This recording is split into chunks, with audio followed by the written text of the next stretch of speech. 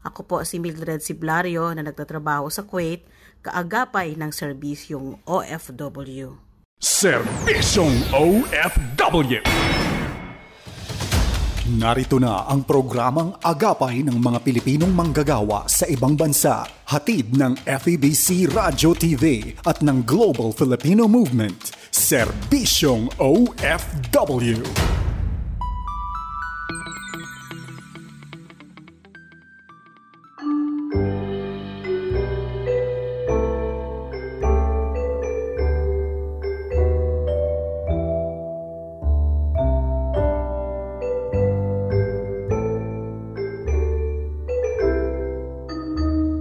Isang mapagpala at mabiyayang araw mga kababayani at kaagapay. Araw po ng Biyernes, December 31, 2021, isang araw o ilang oras na lang at ipagdidiwang na sasalubungin na natin ang bagong taong 2022.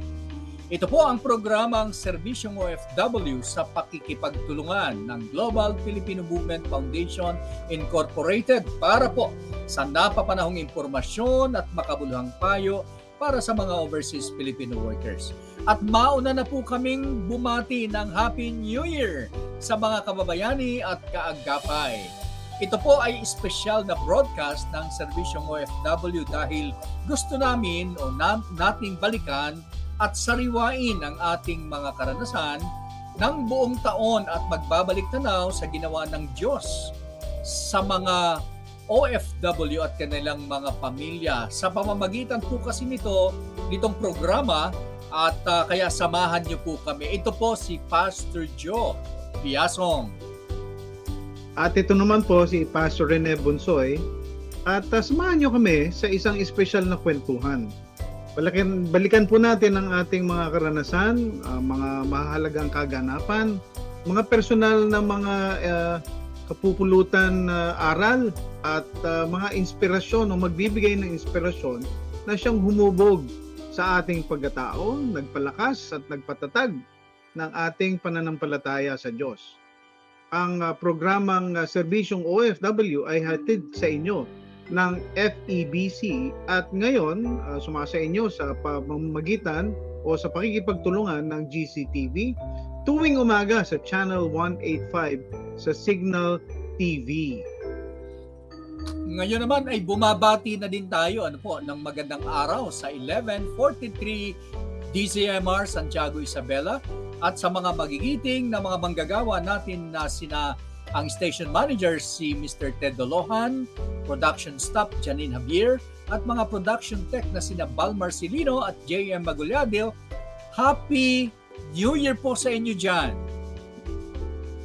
At siyempre Happy New Year na rin at magandang araw sa 1233 DYVS Bacolod at sa 1116 DXAS Zamboanga at sa mga production staff on duty. At kung sakaling mapadaan po kayo sa Facebook page ng The Global Filipino Movement, mapapanood po ang serbisyong OFW ng sabayang oras dahil nga po nag-partner ang GFM at ang FEBC para sa ating mga Pilipinong magagawa abroad at sa kanilang pinakamamahal na pamilya. Kaya patuloy kaming lumalambing, mag-subscribe po kayo sa aming pong Facebook page, sa aming pong YouTube channel at sa FEBC. At ngayon naman, bago tayo magpatuloy sa ating pong programa ngayong umaga, ay nais ko pong basahin sa inyo ang mga talata magmula po sa Santiago, James chapter 4, verse 13 hanggang 17. At babasahin ko po ito sa Tagalog. Santiago 4:13 to 17. Makinig kayo sa akin, kayong nagsasabi, ngayon o bukas ay papunta kami sa ganito at ganoong bayan at isang taon kaming mananatili roon. Mangangalakal kami at kikita ng malaki. Ni hindi nga ninyo alam kung ano ang mangyayari sa inyo sa araw ng bukas. Ang buhay ninyo ay parang usok lamang, sandaling lumilitaw at agad nawawala. Sa halip ay sabihin ninyo kung loloobin ng Panginoon, mabubuhay pa kami at gagawin namin ito o iyon. Ngunit kayo'y nagmamalaki. at nagyayabang at iyan ay masama. Ang nakalaan ng mabuti na dapat niyang gawin, ngunit hindi ito ginagawa, ay nagkakasala. Alam niyo, sa pagtatapos ng taon, gusto nating magtapos ng meron talagang kabuluhan dahil gusto nating makita ano nga ba ang aral na o anong ginawa ko sa buong taon na ibinigay ng Diyos sa akin. At sa punto nga ito, magtatapos ang taong 2020 o ang taong 2021 at papunta na po tayo, patawid na tayo sa taong 2021. At magandang bigyan natin pansin ang sinasabi ng mga talatang ito. Abay, unang-una, it talks about hindi natin alam kung ano ang mangyayari ngayon o bukas. And it gives you, kumbaga, an idea na kailangan meron tayong total dependence on God. Compare dito, sinasabi dito, no? Sinasabi yung nagsasabing bukas gagawin ko ito, magpaplano ako, magpapayaman ako. Pero parang para bagang wala ang Diyos doon sa mga planong yon. Kumbaga, dumedepende sa sarili. At alam nyo, oo, malakas tayo ngayon, pero hindi natin alam kung anong pwedeng mangyari sa atin kinabukasan. Ang dinidescribe dito ay hindi natin alam kung ano ang pwedeng mangyari sa atin bukas. Because as human beings, no, we are here today, we are gone tomorrow. At ang sabi pa doon, our life is but just a mist. Para lang tayong hininga o vapor. Life is fleeting, ika nga. Napakaikli ng ating buhay. Maaring masaya, masagana ang ating buhay ngayon, pero pwedeng mawala 'yon ng isang iglap eh. Naalala ko ang isang istorya na kung siguro nakikilala nyo itong artist na ito, si Elvis Presley, na nung kanyang kapanahunan, siya ay sikat na sikat. Sikat na mga awit, yung mga awit niya hanggang ngayon kinakanta pa, marami pa rin ang kumbaga tumatangkilik sa kanya.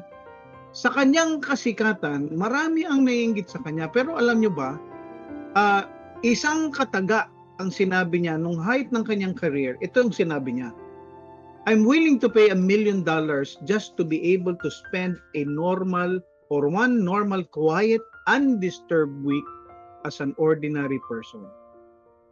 Pagkatapos noon po, nalaman na lang natin isang headline na nagsabi, Elvis dies of drug overdose.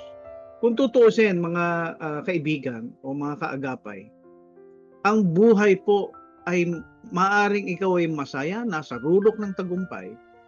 No? Isang araw, isang iglap, pwedeng kuhanin ng Diyos yon, katulad ng nalamang sa nangyari dito kay Elvis Presley. Maaring you may be king for one, you may be kumbaga good in your field, pero pwedeng mangyari katulad nitong kay Elvis Presley. Sikat pero namatay na malungkot.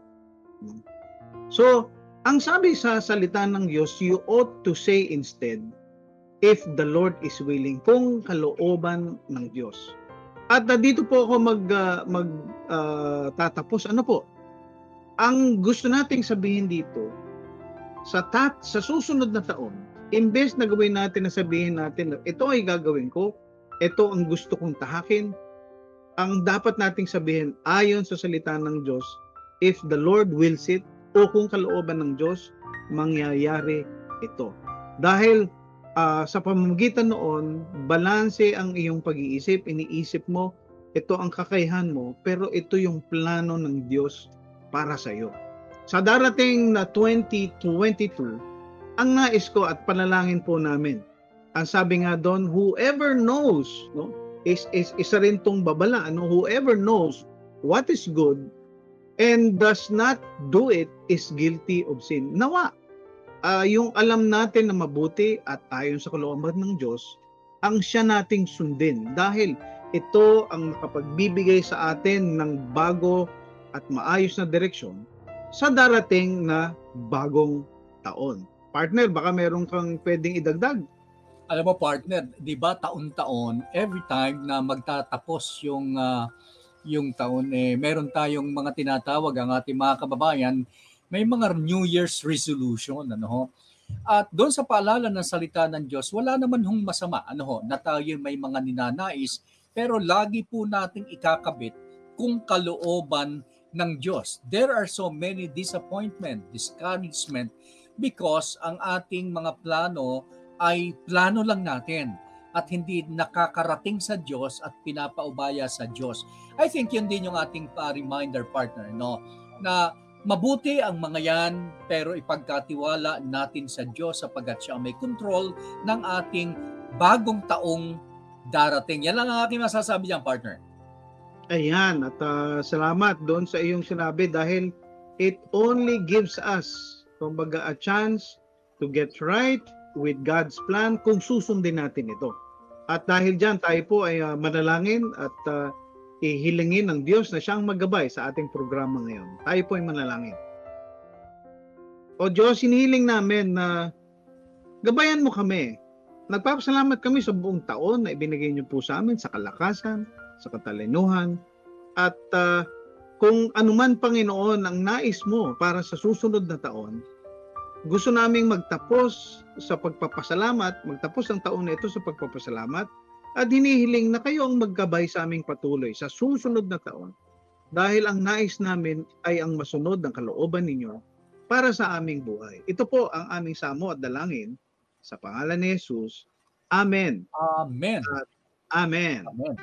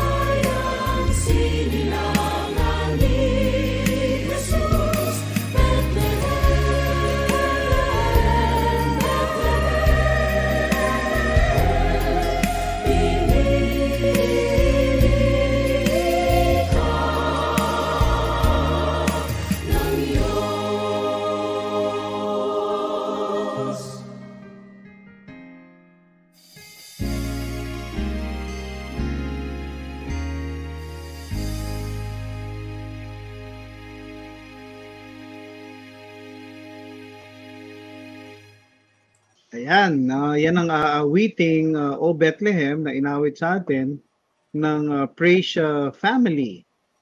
Partner, nakita kita ron nakakainggit naman na ang ganda ng blending ng boses, no? Kahit na kanina nga tinatanong ko sa anak ko, paano kaya napagsasabay-sabay yung iba't ibang lugar, di ba?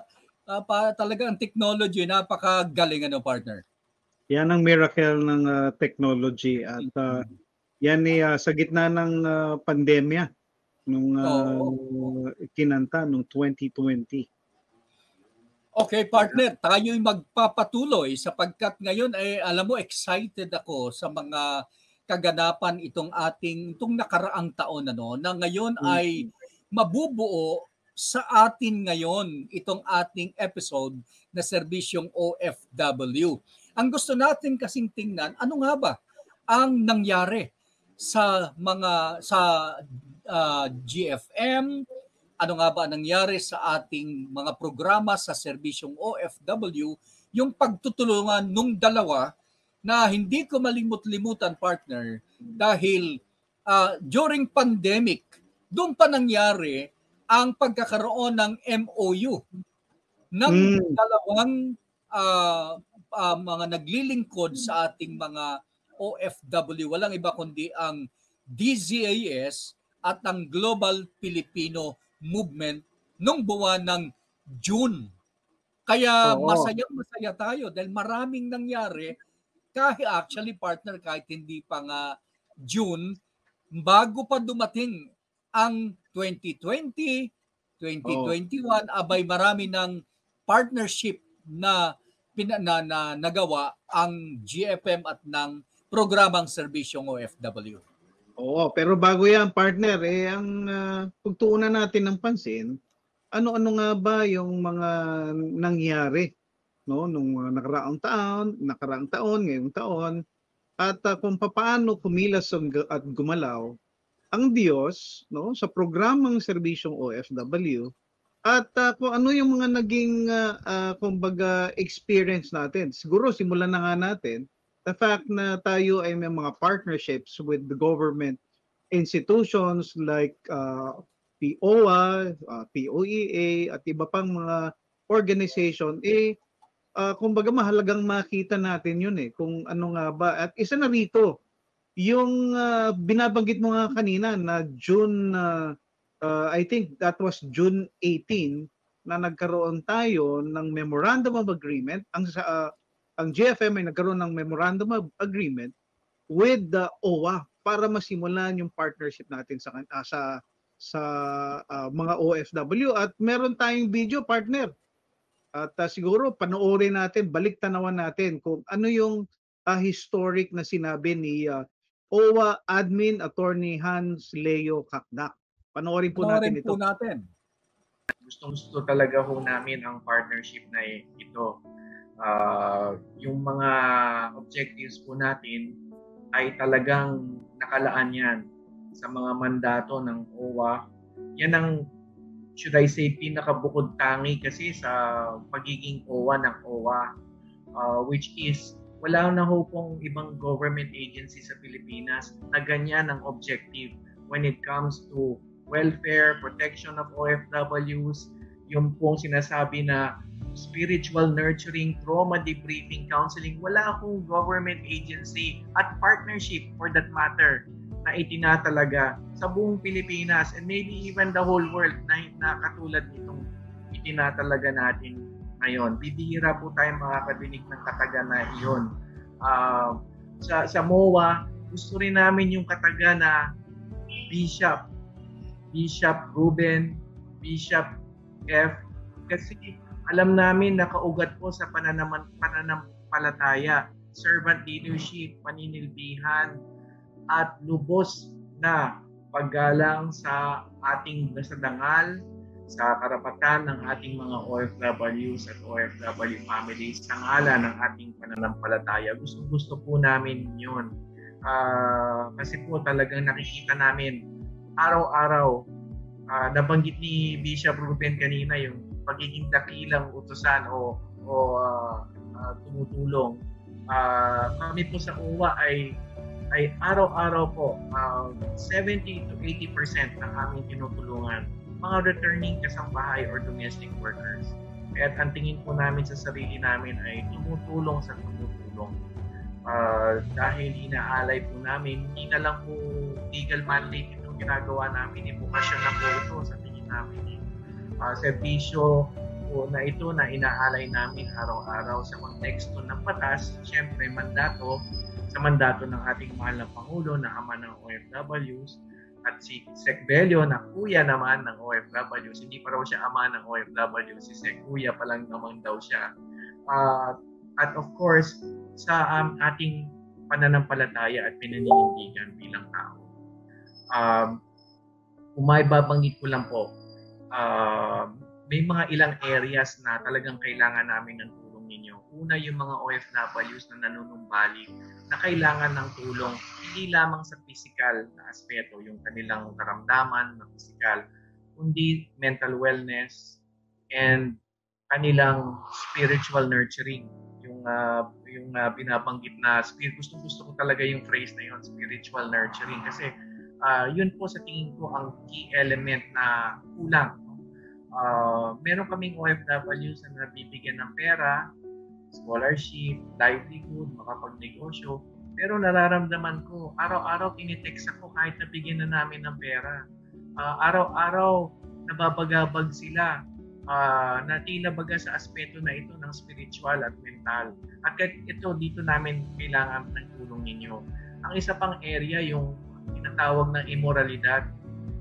Sa gusto man natin o hindi, malamang ayaw natin, yung sitwasyon na mga OFWs natin ngayon, na feeling ko rin yung iba may nangangatwiran na sa tingin nila tama yung ginagawa nila kasi they can save money daw.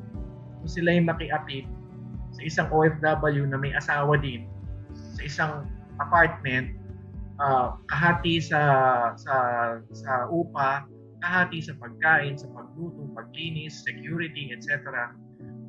Kaya kailangan talaga din natin nandoon din po tayo para sa tingin ko na po, katuwang namin kayo dyan na paalalahanan din ng OFWs natin na may obligasyon sila. Hindi lamang sa mata ng tao, kundi sa mata ng Diyos, sa pagiging kasal nila o pakikiisa nila sa harap ng Diyos sa kanilang esposa. So, yung mga areas na ito, siguro kung meron magpangatlo, yung area ng grief counseling.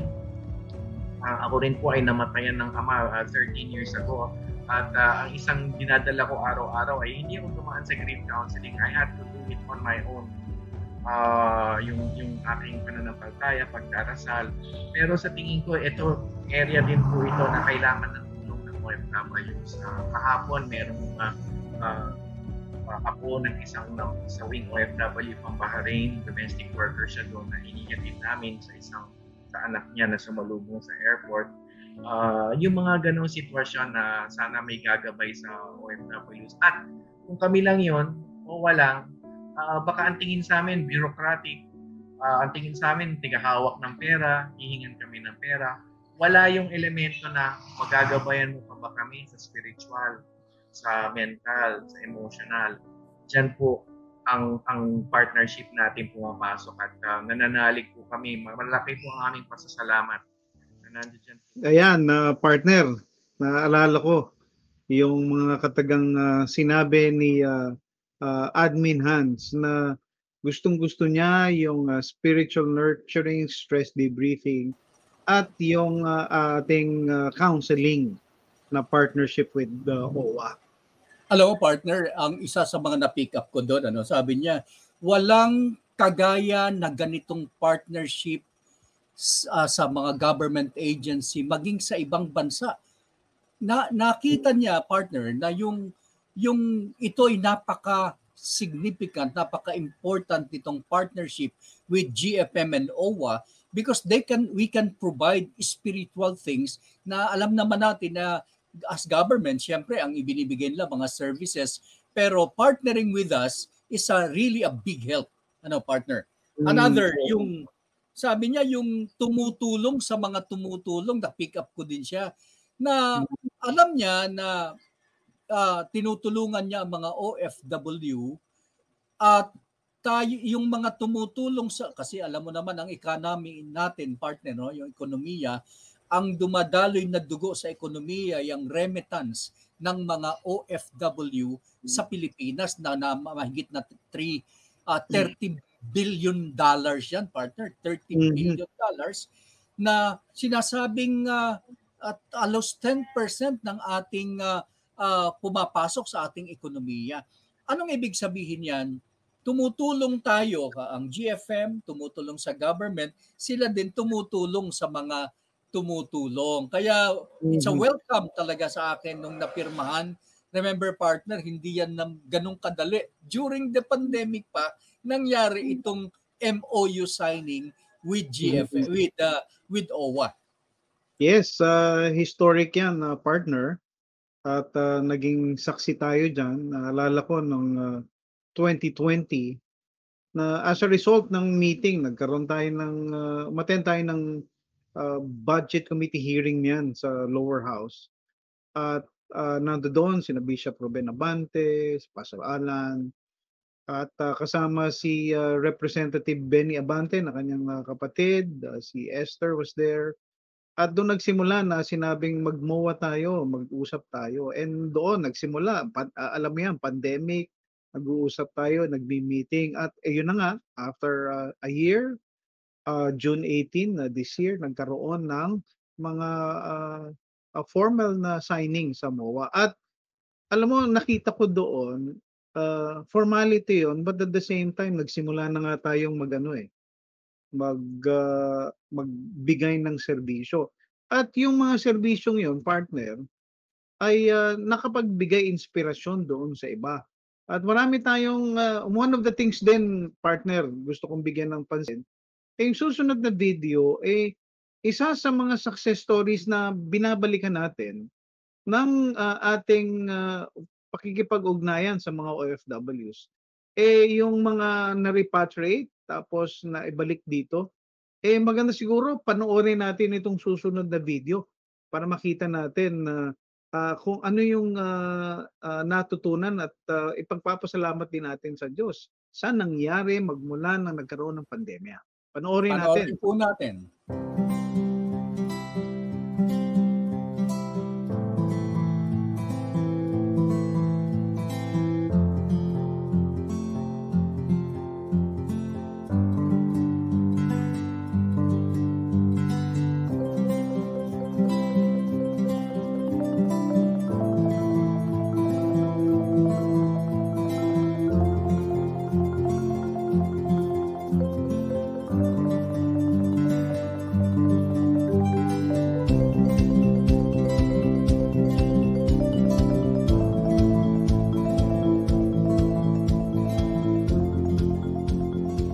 Ako po si Mariana Padrigoni Lardizabal. Ako po ay nakatira sa Dasmariñas. Salamat po sa Panginoon, una po sa lahat. At ako po ay isang beautician po na nagtrabaho po ako sa Riyadh, Saudi Arabia. So ako po ay nagtrabaho for 8 years doon at sa mga kadahilanan na nagkaroon po kami ng problema sa aming amo. Gusto niya po kasi na mag-extend pa po kami ng another 1 year. Ayaw na po namin na mag-extend pa. Gusto na po namin umuwi at wag na mag-another contract para sa kanila. So sabi po ng amo namin, umalis daw po kami sa accommodation nila at kung hindi daw po kami po ay ipapupulis niya. So kami po ang nag-decide na umalis na sa aming accommodation noong August 29 dahil po ayaw na po namin mag-extend talaga sa kanya. So kami po ay napunta po ng Polo. Sa loob po ng 8 buwan, kami po ay kinalingan ng Polo at lahat po ng aming mga pangangailangan ay sagot po nilang lahat. Salamat sa Panginoon at meron din po akong isang kapatiran na hindi ko naman po talaga siya asing kakilala talaga pero ginamit siya po ng Lord para ipakilala sa akin si Pastor Joe Biasong. So yun po ang naging dahilan para po makausap ko po si Pastor at agad-agad naman po ako niyang tinawagan para makausap niya po ako. Ako po ay sobrang nagpapasalamat sa kapatid kong yun, si Mids Paringit. Siya po yung nagpakilala sa akin kay Pastor. Noong May 10 po, kami po ay nakapag-repatriation na at kami po ay sa kasalukuyan po, nandito na po kami sa hotel. Pang-apat na araw ko na po dito at lahat po naman po ng kailangan namin ay provided din naman po ng OWA o lahat po ng tumutulong sa amin.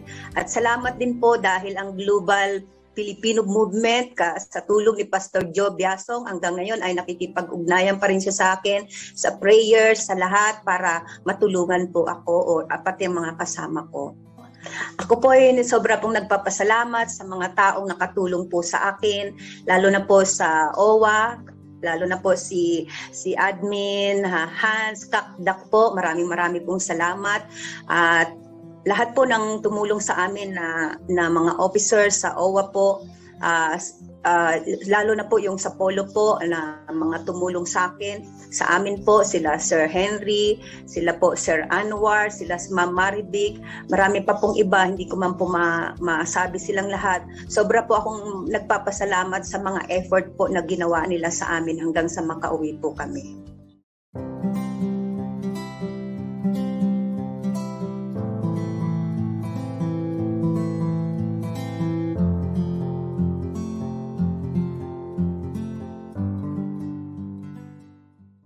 Ayan, napakagandang sariwain ng story niyan. Ilang beses ko nang napanood yung partner pero natutuwa ako doon sa mga pangyayaring yung bang natulungan mo na mapauwi at madinig mo sa kanilang bibig mismo na nagpapasalamat sila. Yeah. Partner, isa lamang yan sa mga video na ating mga naipon, pero marami yan. Kaya lang hindi po natin kayang isa-isahin sapagkat kukulangin yung ating oras. Pero ang maganda niyan, partner, yung pagkilos ng government agencies through GFM, in partnership, yung bang in-refer mo tapos gumalaw, yun ay napakalaking bagay para sa atin din. Nagpapalakas ng loob yan para lalong sumipag din tayo sa pag-refer kasi hindi naman tayo talaga ang nagtatrabaho para dyan, kundi ang government agency, especially PUA na siyang naatasan para mag-repat at syempre in coordination with Polo. Kaya talagang mabait ang Panginoon sa atin. In fact, partner, hindi nga naging hadlang yung kung maalala mo, hindi naging hadlang yung pandemya, yung lockdown, yung work from home natin. Just looking back, mas naging maganda pa nga yung coordination with government agencies. Parang ewan ko, napansin mo parang mas bumilis pa nga yung ating pagkikipag-coordinate sa kanila. Tama partner yung observation mo, Kasi pick-upin ko lang yan kasi nga nung araw kailangan mo pang pumunta sa tanggapan nila, kakausapin. Pero ngayon isang PM mo lang na response, umaaksyon. At yun ang tama, mas bumilis at the same time partner mas alam mo yung hindi na kailangang may mga papel-papel para mag-follow up, kailangan mong puntahan personal. Ngayon, isang tawag lang, lalo kaya nagpapasalamat, sasamantalin ko na partner, magpasalamat sa PUA, kay Admin Hans Leo Kakdak at sa lahat ng mga government agency. Ayan, total nabanggit mo yung POEA, isa sa mga naging talagang matinding karanasan nitong pandemya ay yung pagkakaroon ng mga repatriation, tapos yung mga concerns na ating mga OFWs patungkol sa kanilang overseas employment. At isa ang POEA, nakapartner ng GFM, na siyang nakita nating aktibo, very responsive. At tunghayan natin itong ating partner na POEA at nagbigay din sila ng maikling video at nag-appreciate sa atin bilang isang kapartner ng POEA. Panoorin po natin ito. Isa pong mainit na pagbati ang aming ipinapaabot mula sa POEA sa pamunuan at miyembro po ng Global Filipino Movement sa inyong ika-10 anibersaryo. Mahaba-haba na rin po ang pinagsamahan, lalo na pag may kaugnayan sa pagtulong sa ating mga bagong bayani. Nais po namin kayong pasalamatan sa mga programa na inyong ginagawa para sa ikabubuti ng ating mga kababayan na pumiling manilbihan sa ibayong dagat para tugunan ang pangunahing pangangailangan ng kani-kanilang pamilya. Sa kabila po ng banta ng COVID-19, kayo po ay patuloy pa rin sa mga programa sa ating mga OFWs. Kami naman sa pamahalaan ay patuloy na nagsisikap na mapabuti pa ang serbisyo para po sa ating mga OFWs. Kaya naman bukas po ang aming opisina sa anumang suhestyon at mga programa na nais niyong idulog, lalo na kung may kaugnayan sa kapakanan ng ating mga kababayan nagtatrabaho sa abroad. Muli, maligayang pagbati sa inyong pagdiriwang ng ika-10 anibersaryo. Mabuhay po ang Global Filipino Movement. Ayan, partner, nakakatuwa, no? Admin Bernard Olalia himself, nagbigay ng ganyang mga pagbati. Una doon sa ating anniversary at pagbati na rin doon sa, pagkilala, if I may say, yung pagkilala sa ginagawa ng GFM para sa mga OFWs. Since pagbabalik tanaw ito, partner, balikan ko lang yung mga karanasan natin engaging PUEA, yung cool project natin, partner. Yung bagang pagkalinga sa ating mga outbound laborers, yung paalis ng mga overseas Filipino workers. Abay, hindi ko malilimutan, partner, yung nung napuno yung ating training center. Abay, yun pala may pinakamataas tayong bumisita roon at pinakain natin. Ang tanda ko'y mga 80 katao ang pumunta roon, kasama na yung opisina ko doon sa entrance, Abay, talagang napakadaming tao at sinamahan pa yon nung staff ng PUEA para lang makarating doon sa ating tanggapan. Yun yung naalala ko itong nakaraang taon ng Cool Project sa pangunguna ni Pastor Alan Alicando, ay talaga namang hindi tayo nawawalan ng napunta galing sa PUEA. At mayroon nga ang pagkakataong, partner, yung staff pa ng PUEA ay dumudulog din ng problema ng kanyang kamag-anak. Oo, naalala ko yan, pre-pandemic pa, na before pa mag-pandemic. At kanya nga lamang, dahil nga nung pandemic, partner, natigil yung full project. Saka para sa kaalaman po ng lahat, yung binabanggit po namin ni Pastor John na cool project, yan po ang ibig sabihin ng cool, acronym po yan ng Caring for Outstanding Outbound Laborers, or COOL, COOL. At yan isa sa mga programa ng Global Filipino Movement na alam yan ng ating kapartner na POEA. Kaya dumating sa punto yan, partner, nung una walang dumadating dyan kasi wala ngang maniwalang nagpo-provide tayo ng free lunch. Pero sa kalaunan ay mismong in coordination syempre with the staff doon sa POEA, ay sila na mismo nag-endorse. At naaalaman ko yan, tumatawag yan kung ilan ang darating. Kaya naman talagang isa yan sa mga serbisyong binibigay. Ay ngayon, parang ang ginagawa natin is online naman. We are still in contact with mga OFWs. Partner, idagdag ko lang that there are other services that GFM provided, Kasama diyan ang help desk. Merong tanggapan na doon dumudulog. Kasi habang kumakain, partner, ang iba diyan mapapansin mo na wala sa sarili kahit kumakain. Kasi ang problema nila hindi pagkain. Ang problema nila yung kaso nila, yung tinerminate sila. Kaya ang ginagawa after na ma-orient, dinadala doon sa help desk table at doon sila ina-assist. Paglabas, partner, busog ka na, nagkaroon ka pa ng kaliwanagan, kalinawan nung problema mo, na-guide na sila doon sa kanilang problema. And also, iba pa dyan, partner, yung libreng printing, Xerox, libreng kape, may partner, meron pang minsan merienda no? Kaya talagang complete yung service ng GFM nung mga panahong yan. Naalala ko mga partner dahil nga siyempre may libreng lunch ka, merong libreng kape. No, naalala ko nga may libre biskwit pa yan May ilan akong napansin na pabalik-balik. Totoo yan, Libre. partner. Pero, Libre kasi yung kape. Alam mo, tinanong ko yan, partner, bakit po kayo pabalik-balik? Kasi po, tuloy-tuloy po yung aming problema na sa conciliation.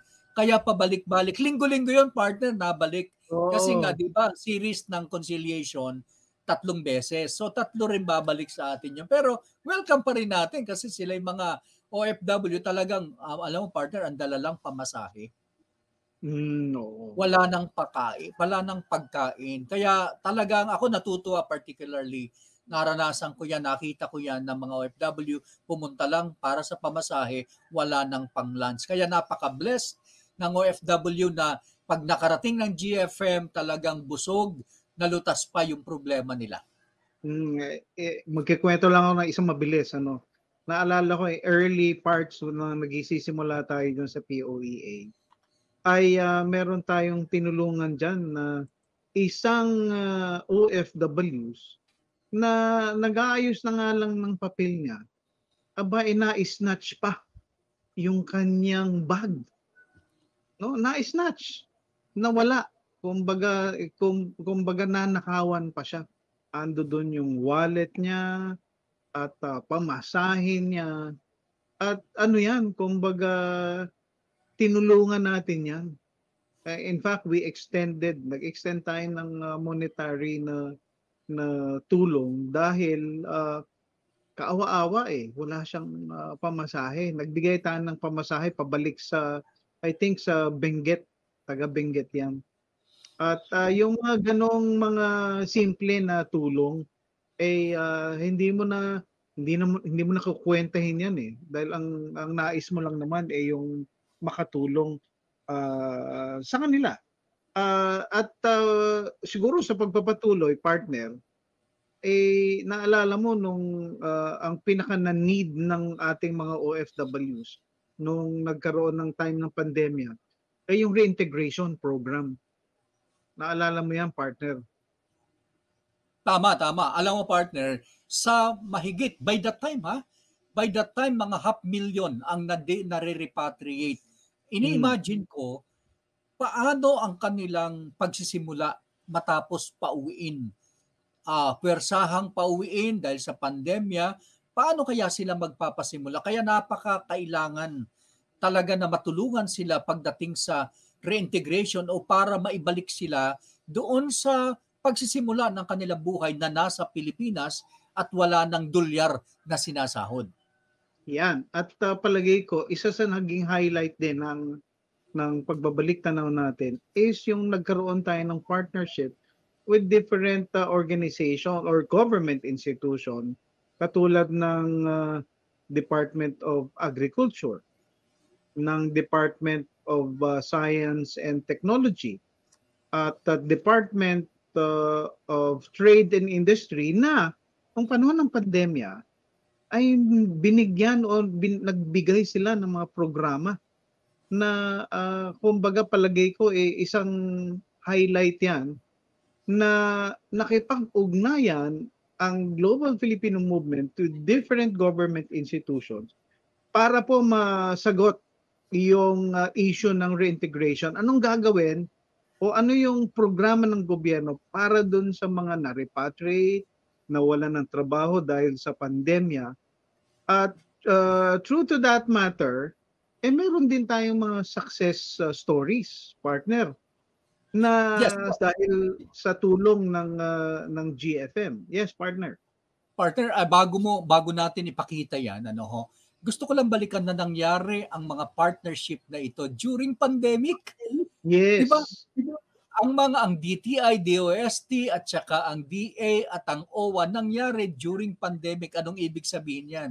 Na ang Panginoon ay mabait tumutulong sa mga OFW through our partnership, nakapag-serve tayo ng mas malawak, mas mabilis kaysa nung time ng bago mag-pandemic, partner. Yun ay pinagpapasalamat ko talaga sa Panginoon na I am so blessed seeing more partners in working with the welfare ng ating overseas Filipino workers. Oo, at ang maganda nga niyan, itong mga programa mostly ay mga parang nagbigay ng pag-asa na mabigyan na sila ng grant or loan na mga I think lahat ito puro mga zero interest loans. At No collateral, partner. No collateral. Yes, zero interest, no collateral, tapos magaan pa ng pagbabayad. At yung susunod na video natin ay isang video na isa sa mga natulungan natin or na-facilitate, na i-refer sa program na tinatawag Heroes Program ng DTI, at nagkaroon siya ng pagkakataon na magsimula ng kanyang maliit na business. Siguro panoorin natin ito dahil kayo man, mga kaagapay, matutuwa kung paano kumilos ang Diyos sa buhay ng OFW na ito through the intervention and the help of government institutions like DTI at ng Global Filipino Movement. Panoorin po natin ito.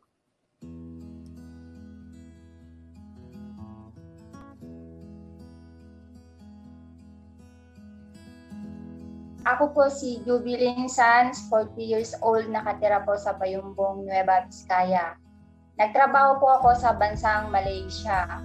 Umuwi po ako noong September 12, 2019. Nabalitaan ko po ang tungkol sa Heroes Program noong April 6 po. Nag-join po ako sa webinar noong April 22 to 28.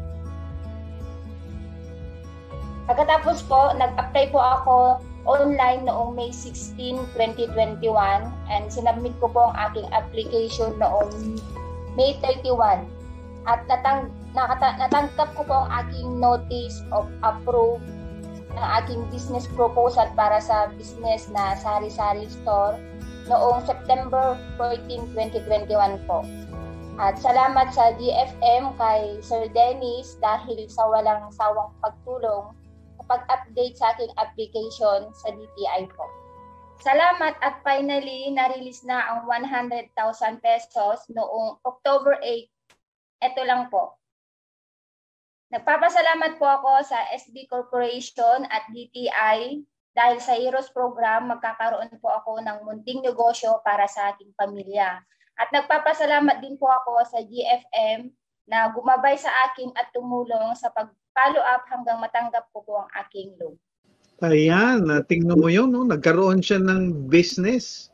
Congratulations! Congratulations sa iyo, Julie. No? At nakakatuwa kasi naabangan mo yung journey na yun. Again, binabanggit natin si Pastor Dennis Diamante sa Government Partnership Department. Siya yung nag-guide dito sa kay Julie para ma-endorse siya sa DTI at yun nga nag-umattend si Julie ng seminar, ng webinar. Webinar ito ha. Again, webinar ito. Nagkaroon siya ng pagkakataon, nagpasa siya ng kumbaga ng business plan at ayun na nga. Nabigyan siya ng 100,000. Biruin mo yung partner. Yeah, kinocongratulate din natin ang DTI sa kanilang programa na Heroes Program para sa mga overseas Filipino workers. Yan ay nangyari, partner, yan ay bagong program. Yan ay ngayon yan dahil sa pandemic. Kaya we salute to you, the DTI, sa inyo pong programa at sana pa marami pa kayong matulungan. Oo, at talagang kaagapay. Kaagapay na natin yan yung mga government institution.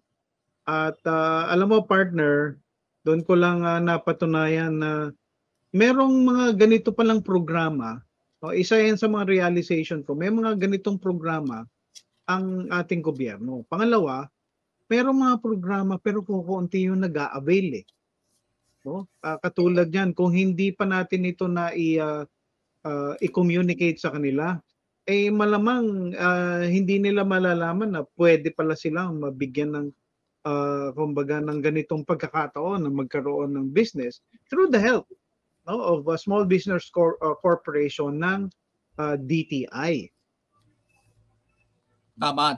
At kino-congratulate na rin natin, partner, yung ating mga kakilala pa dyan na may mga sinubmit na mga business proposal. Tuloy-tuloy lang po kayo dyan sa Nueva Vizcaya, Cavite, Laguna, at iba pa mga region na naroon ang ating mga partners para tugunan o mag-apply ng kanilang mga pangkabuhayan. At sana sa ating pamahalaan ay alam ko itong 31 na ito, partner, busy na, wala na halos pasok ang mga kumpanya, ang mga government agency. Sana pagsimula ng taon, partner, ay medyo mas masipag, mas agresibong pagtulong ang inaasahan natin sa ating pamahalaan.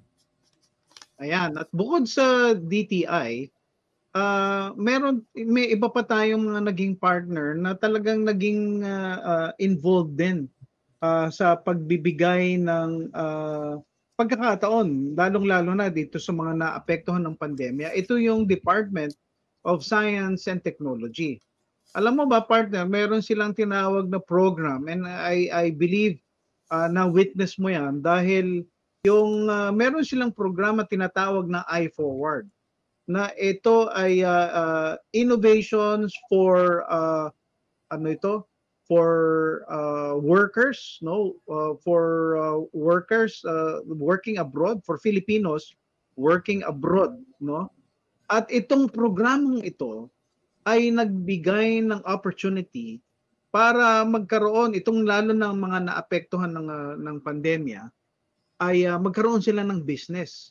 Pero yung business dapat merong technology driven, ibig sabihin gagamit ng teknolohiya para po gampanan o gawin yung kanilang business.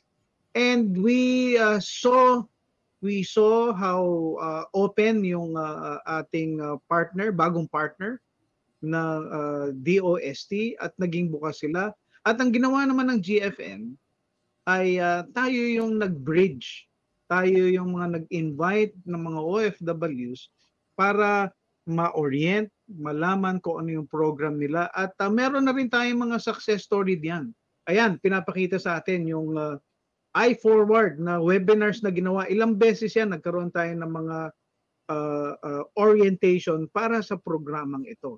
And true to that, ay dahil nga doon sa ating partnership na yan, ay nagpapasalamat din ang DOST. At meron silang ginawang video na pagkilala sa GFM at pagkilala sa partnership na ginagawa natin for OFWs. Panoorin po natin ito.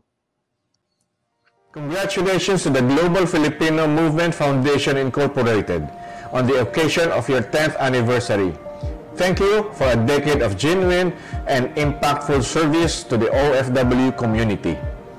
Please know that we at the Department of Science and Technology are one with you as you endeavor to help create a better future for our modern-day heroes, the OFWs. Aligned with your theme, partnership in empowering the OFWs and their families, the DOST-NCR implements the innovations for Filipinos working distantly from the Philippines, or the iForward PH program. Through the iForward PH, we assist OFWs and their families in establishing technology-based enterprises in the hope that the same will serve as a reason for them to stay in the country for good. We would like to create as much opportunities for livelihood for our kababayans here in the country so that they won't have to leave their families just to put food on the table or send their children to school. We envision of creating an environment where our kababayans are empowered so much so that they may also contribute to our country's economic growth while spending quality time with their loved ones. Again, to the Global Filipino Movement Foundation Incorporated, you are doing a noble job for our OFWs. Happy 10th anniversary. May you sustain the drive and passion to help our modern heroes.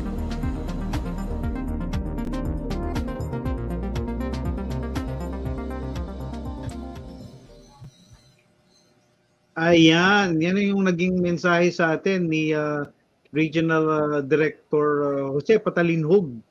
No, salamat po. Thank you, DOST. Salamat po at sa inyong pagkilala sa ating partnership, no? At patuloy tayo na nagbabalik tanaw.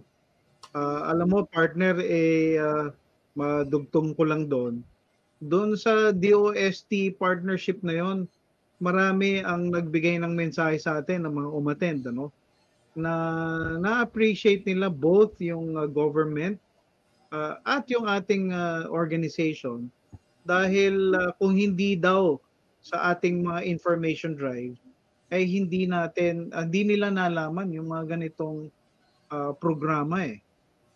Ang masasabi ko diyan, partner, kung bakit hindi kilala sapagkat wala namang mga programa talaga ang DOST, DTI bago magpandemya, di ba? Wala silang programa for OFW.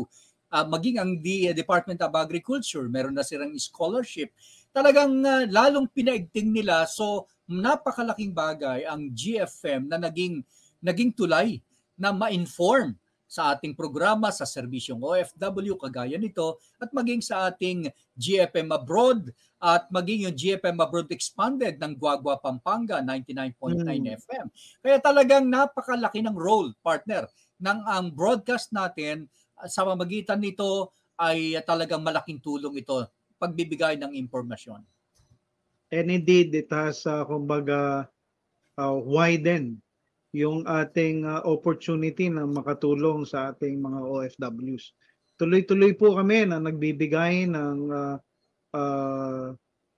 tulong ng serbisyo para sa mga OFWs. At katunayan nga, meron pa tayong isang video, another success story na gusto nating i-share. Ito ay another repatriation at kumbaga matutuwa ka dahil kung papaano yung kanyang hirap at pasakit at nung siya ay nakauwi dito sa tulong ng GFM, ikinuwento niya, pinagpapasalamat niya. Kaya panoorin po natin itong isa pang videong ito.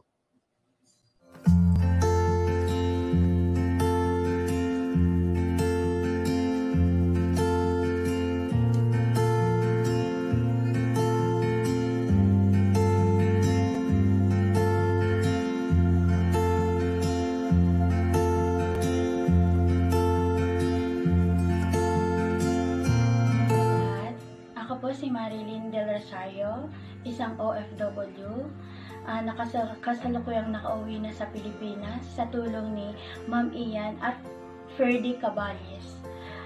Naisipan ko pong mag-abroad gawa ng ako po ay isang byuda. Ginawa ko po ito para sa mga anak ko. Almost 13 years din po ako nag-abroad. Pero sa kasamaang palad, nagkasakit.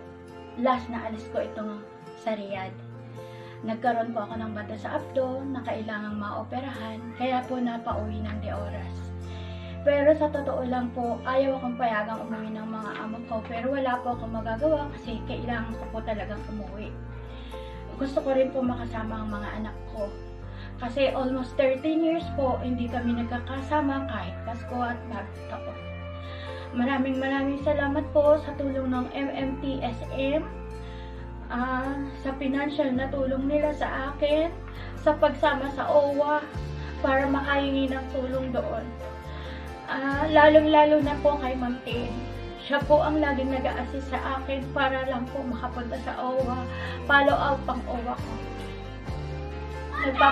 Lubos po ako nagpapasalamat sa GFM sa tulong nila para maaprobahan po ang OWA ko.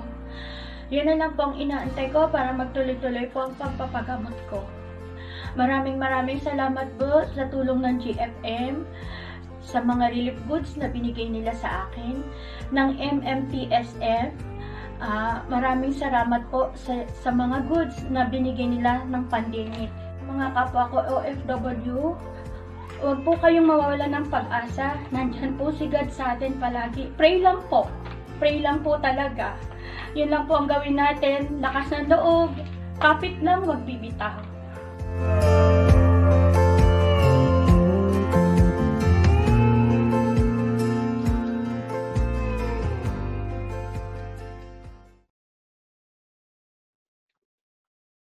Ayan, at alam nyo, isang kagalakan po sa amin na mapapanood katulad nitong testimony ni Marilyn Del Rosario.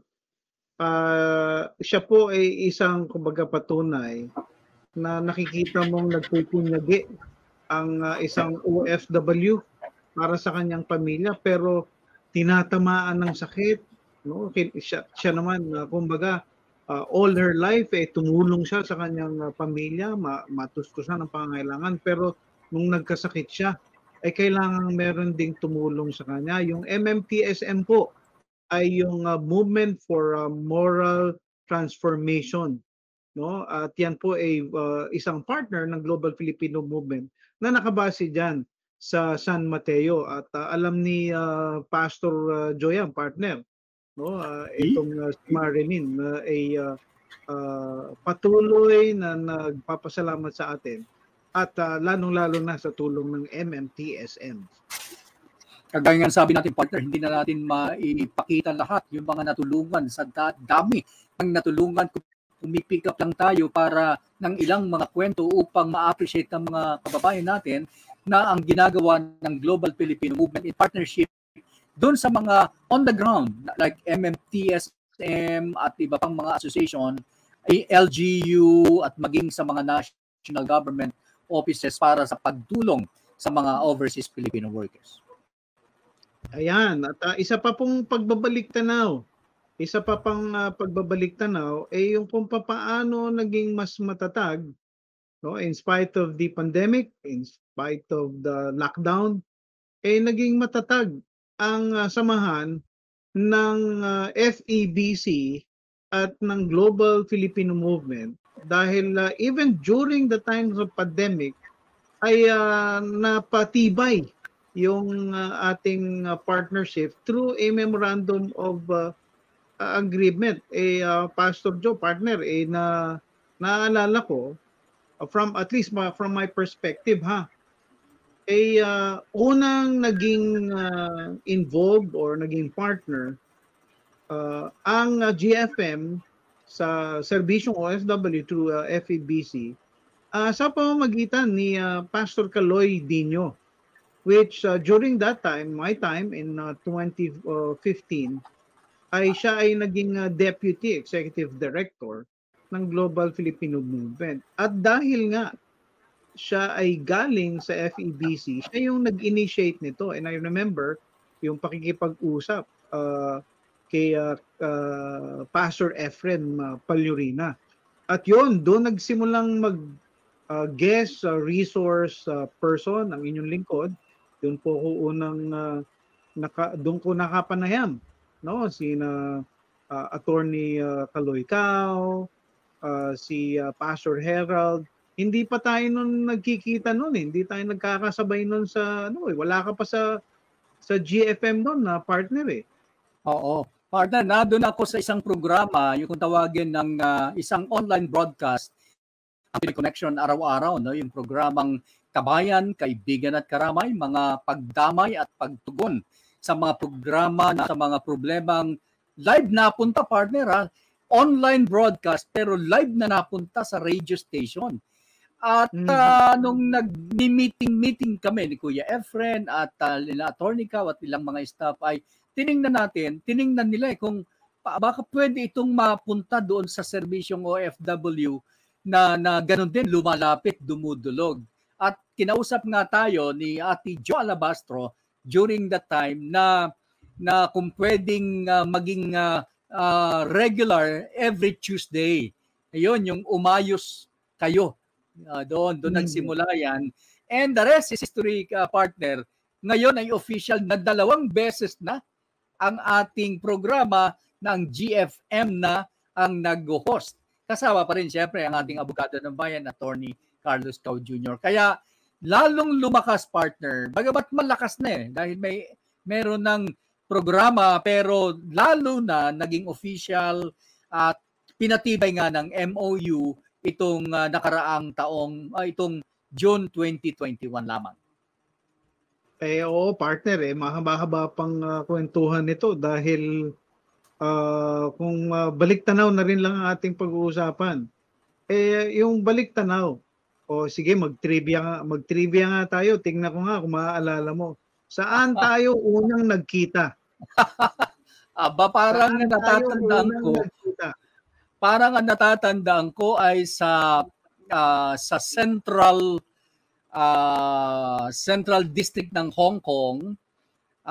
Naglalakad kayo, no? Naglalakad din ako at tama ba, hindi ko alam kung kumain tayo sa McDonald's or basta doon tayo nagkita. Tapos may pagkakataon pang nagpunta ako ng Philippine Consulate, nagpunta rin daw kayo. So hindi nga lang tayo nagtagpo nung time na yon. Tama, partner. Ayan, maganda yung memorya mo. Tama. Magandang araw na to. Maganda yung memorya ngayong araw na to. Maganda yung ngayong araw lang, ha? Maganda yung memorya mo dahil tama, sa Central District ng Hong Kong. At mali nga lang yung lugar, partner. Hindi sa McDonald's. Ikaw naman, no? Sa Jollibee. Ayun! Jollibee doon. Kasi ang Jollibee, lahakbang lang doon sa worldwide, yung mall. Doon, pag underground na yun, Jollibee yun, hindi McDonald's. Tama ka, partner. Ayan. Jollibee yun. At nakita-kita tayo doon. Ako, si Pastor Lito Sampan. At si Pastor Nono Badoy. Tama ba? Nono Badoy ba? Hindi, si Doc Ronald Macam. Doc Ronald Macam. Ayun, Doc Ronald Macam. Pero magkakasama kami, partner, nung time na yan. Magkakasama kami niyan. At nababalik tanaw din lang kasi magmula nung mga panahong yun at nung nagkasama na nga tayo sa GFM, doon nagsimula, no, yung again, hindi ko naman naakalain na ako mapupunta sa serbisyong OFW, pero nadinig ko na sabi ko nga itong Joe Biasong, ito yung nag-help desk, no, sa mga OFWs, at magmula nga nang ikaw ay nag-join, nag-join sa GFM, nakita ko yung patuloy na paglilingkod sa mga OFWs through broadcast. Ngayon, dahil nga through the MOA ng serbisyong OFW, ng FEBC with GFM, mas nakita ko yung dito pala ako dinala ng Panginoon, ano, sa ganitong ministry. And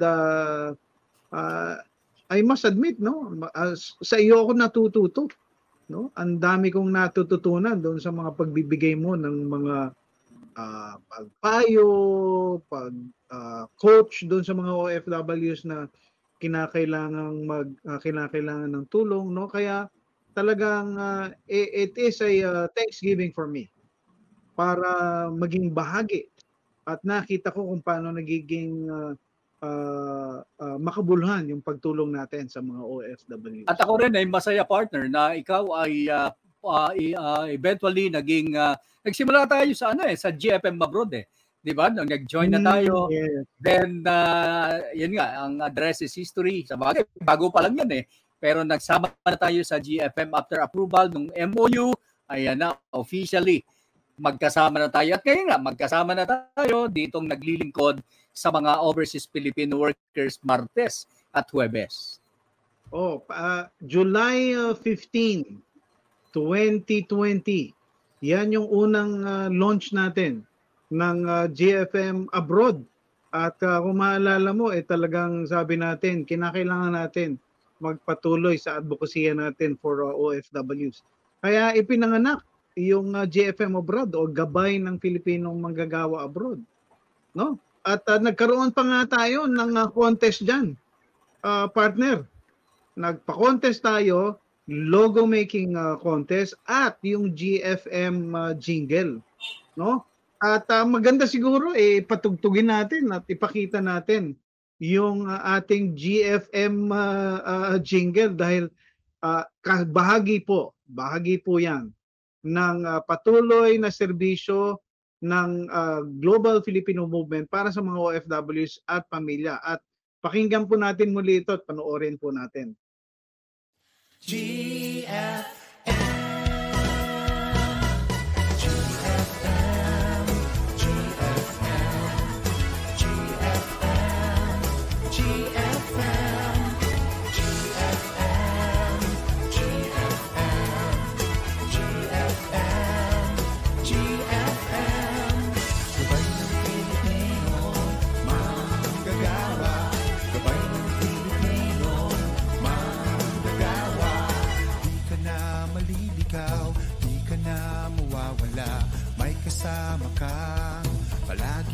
saya.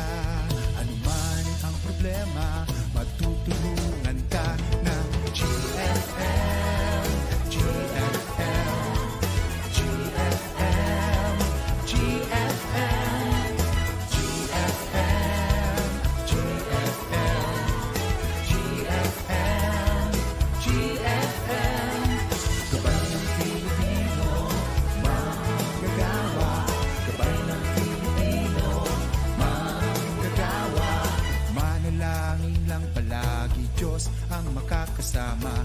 Buhay mo ay sisigla at may direksyon na dahil sa GFM, GFM, GFM, GFM, GFM, GFM, GFM, GFM.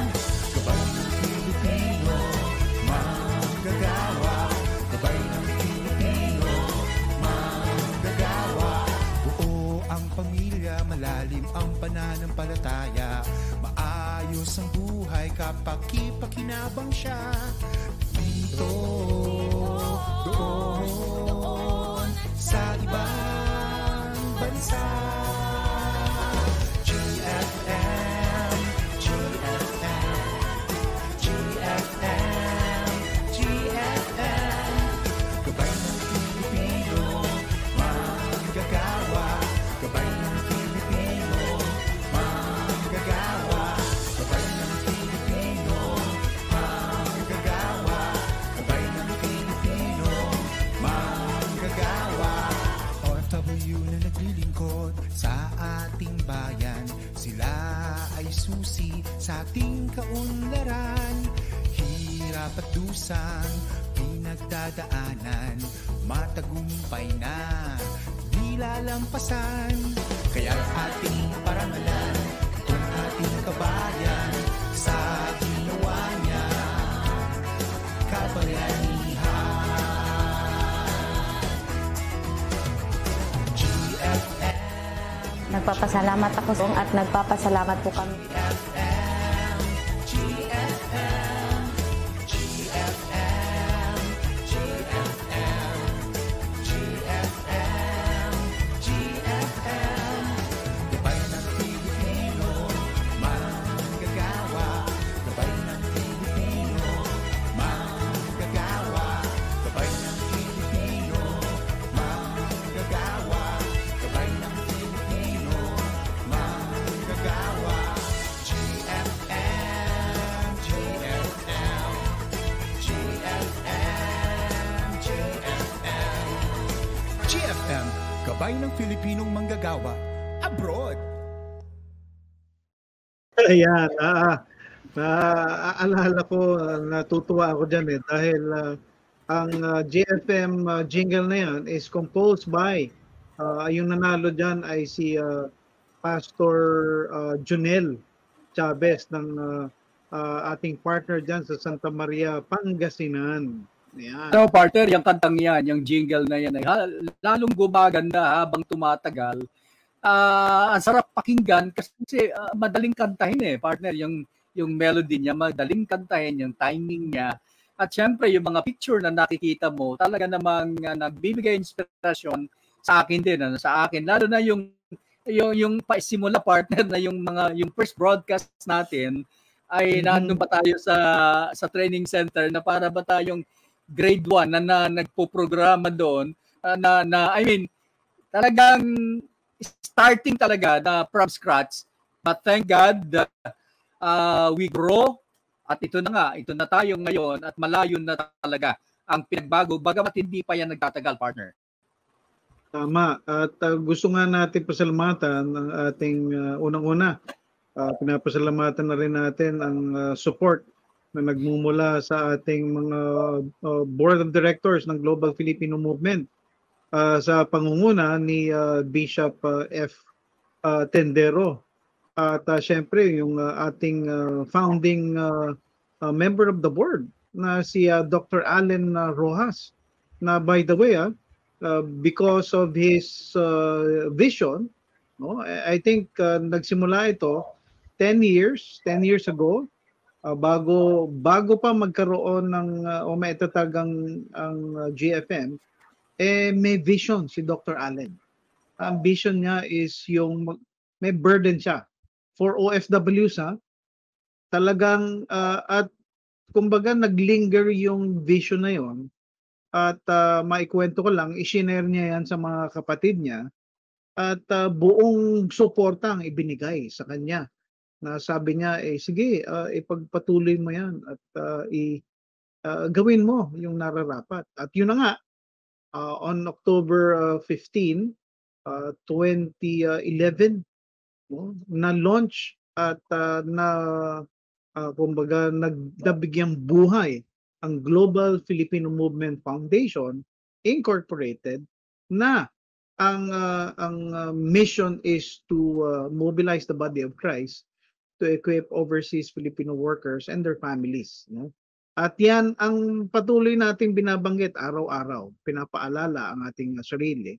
Dahil kumbaga yan ang force that drives us towards our advocacy para sa mga OFWs at kanilang pamilya.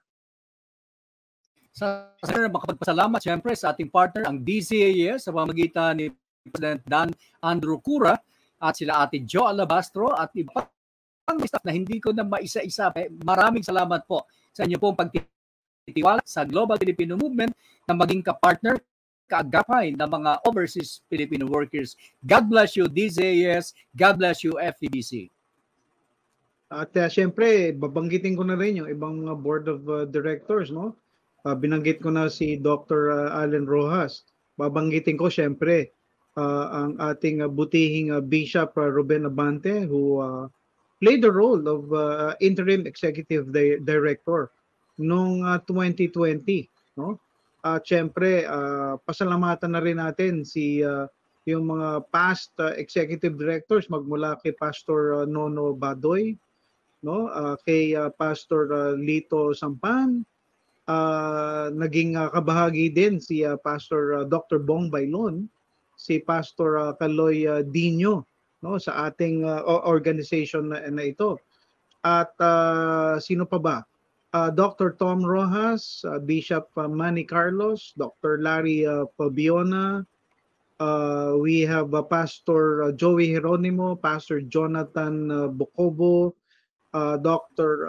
Glenn Obligacion, Mr. Francis Yu of Sea Oil, si Mr. Ben Luzon, Vice Chairman ng TGP, si Mr. Peter Tanchi Jr., na which is I think Axea, no, ng company Axea. Nagpapasalamat po kami sa inyong suporta para sa amin sa GFM, mga staff, on behalf of the staff. Ayan, partner, meron ka pa bang gustong pasalamatan? Siyempre, pinasasalamatan ko aking pamilya, partner din, sa pagsuporta sa aking patuloy na paglilingkod sa GFM. At siyempre, ang mga churches na under my leadership, yung OFW and Family Ministry, sa taong ito at sa nakaraang taong. Partner, mag-celebrate kami ng 9th year anniversary nitong December 12. Kaya pinasasalamatan ko yung mga pastors, mga abroad and local sa inyong support. And of course, GFM, napakaking suporta ng GFM during our time na kami nagka-COVID, sa prayer at kanilang support, at marami pang mga bagay na ginawa ang GFM sa aking pamilya. Kaya maraming salamat, GFM family. At syempre, bago tayo magtapos dito sa broadcast na ito, may huli pa tayong video na pagpapasalamat o pagbate magmula sa ating executive director. Magmula po sa ating executive director na si Pastor June Gaviola, para po sa kanyang mensahe para sa atin. Pakinggan po natin siya. A pleasant day to all who watch this program. In the year 2021, we signed a formal memorandum of agreement between the GFM and FEBC to continue our partnership in serving the overseas Filipino workers and their families.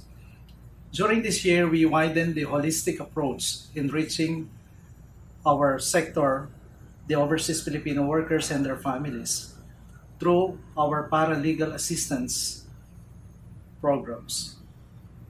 We focus on the scope of the subjects discussed in our segments through tackling of real and important issues of our OFWs. Secondly, what we expect in the year 2021, it's what we experience actually in the year 2021 is a very challenging year for both for GFM and also for FEBC. We thrive to the challenges of time. Ang mga sektor po ng overseas Filipino workers at kanilang mga pamilya, angad po namin ang isang pamilyang buo. Angad po namin ang isang maayos na pamumuhay po sa inyo at maging kapakipakinabang kayo sa ating bansa at sa bansang inyong pinaglilingkuran. Saan man sulok po kayo na nagtatrabaho, saan man sulok sa buong mundo, ang hangad po ng GFM at ng FEBC ay magkaroon kayo ng isang malalim na pananampalataya at ugnayan sa ating Panginoong Diyos.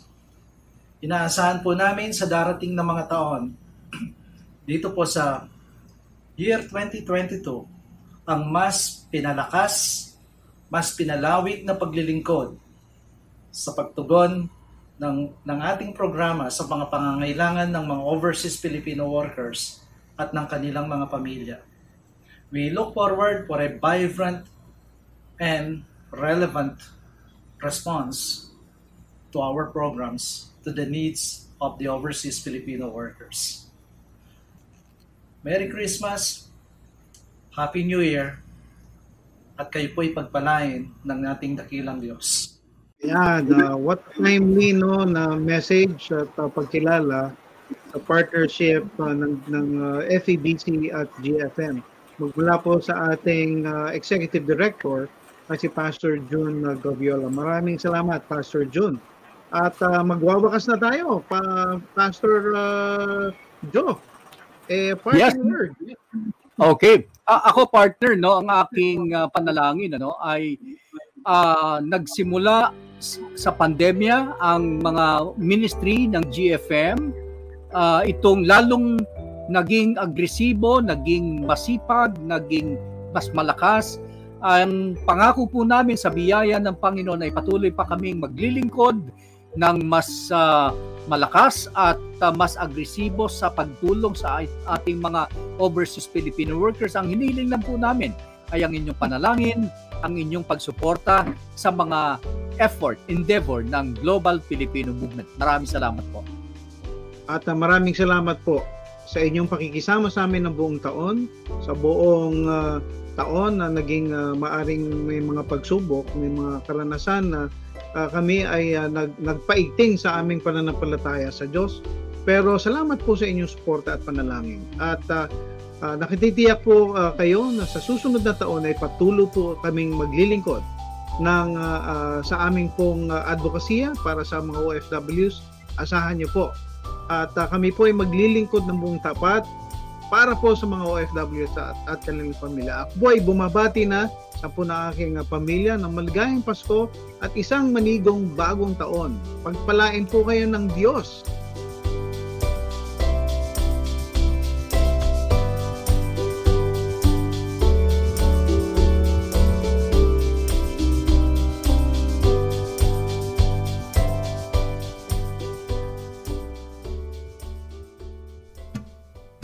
Kaya't kung ang sino man ay na kay Kristo, siya'y bagong nilalang.